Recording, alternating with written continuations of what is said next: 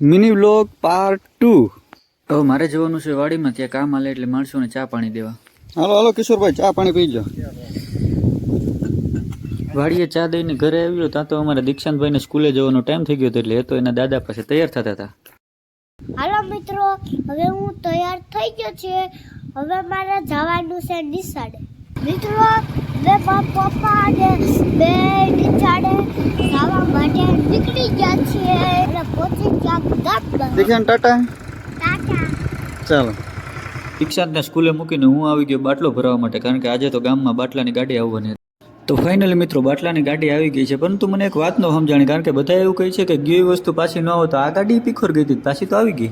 તો મિત્રો હું બાટલો ભરવા નીકળી ગયો ઘરે. ઘરે પહોંચ્યો ત્યાં તો દીક્ષાંતને પણ તેડીને એના કાકા આંગણવાડીએથી ઘરે આવી ગયા હતા. પછી અમે બે કરી થોડી મસ્તી.